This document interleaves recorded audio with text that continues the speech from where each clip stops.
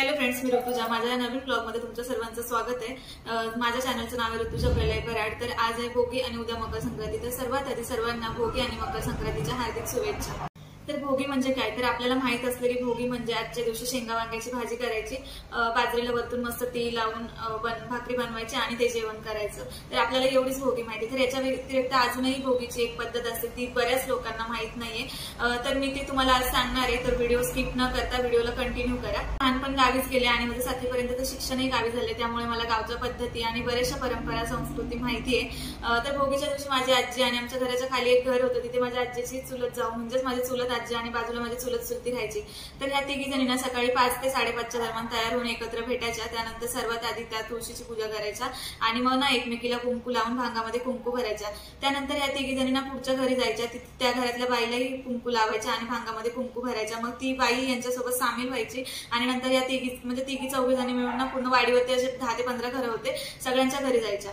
तर शेवटपर्यंत ना ह्या म्हणजे असं 10 ते 12 जणी जमा व्हायच्या.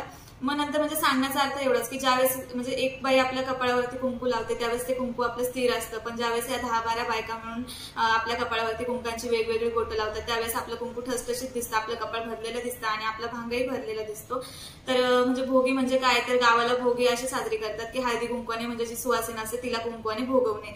तर आपल्याला भोगी माहित असलेली भोगी म्हणजे फक्त मिक्स भाजी आणि भाकरी एवढंच माहितीये. तर त्याच्या व्यतिरिक्त ही गावच्या ठिकाणी ही अशी भोगी साजरी केली जाते जी आपल्याला आता माहित नाहीये आणि म्हणजे बऱ्याचशा लोकांना माहित नाहीये ही कशी साजरी होते ते. तर दुसऱ्या दिवशी असते मकर संक्रांती आणि मकर संक्रांती हा सुवासिनीचा सण मानला जातो. तर भोगी ही त्या सणाची चाहूल असते ज्याची सुरुवात हळदी कुंकवापासून होते आणि म्हणूनच मकर संक्रांती झाल्याच्या दुसऱ्या दिवसापासून भरपूर बायकांना घरी बोलवून हळदी कुंकू करतात आणि त्यांना वाणही देतात. भोगीची भाजी आजच्या दिवशी खूप महत्वाची असते. असं म्हणलं जातं की जो खाईल भोगी तो राहील निरोगी. म्हणजेच आजच्या दिवशी जर आपण भोगीची भाजी खाल्ली तर वर्षभर आपण आजारी पडत नाही, असं म्हणजे पूर्वीच्या काळातले लोक बोलायचे आणि कदाचित ते खरंही असू शकतं.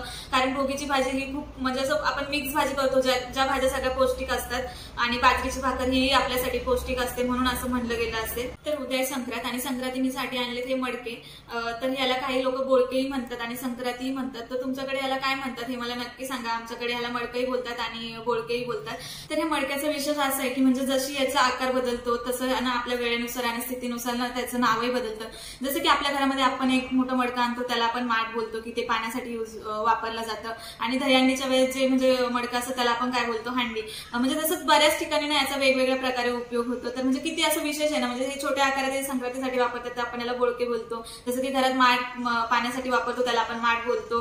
अजून वेगवेगळ्याच ठिकाणी खूप साऱ्या जागी हे असं वापरलं जातं. तर म्हणजे हे असं या मडक्याचं विशेष आहे की हे मातीपासून बनतं. याला एकच व्यक्ती असू शकतो, कुंभार, तो बनवतो. पण म्हणजे वेळेनुसार आणि स्थितीनुसार याचे खूप सारे नावं बदलतात. तर याच्या व्यतिरिक्त अजूनही काही पद्धती असतील ज्या भोगीच्या दिवशी केल्या जात असतील तर जर तुम्हाला माहित असतील तर त्या तुम्ही मला कमेंटद्वारे सांगा.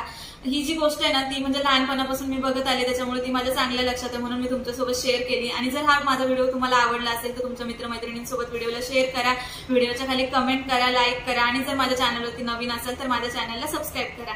धन्यवाद.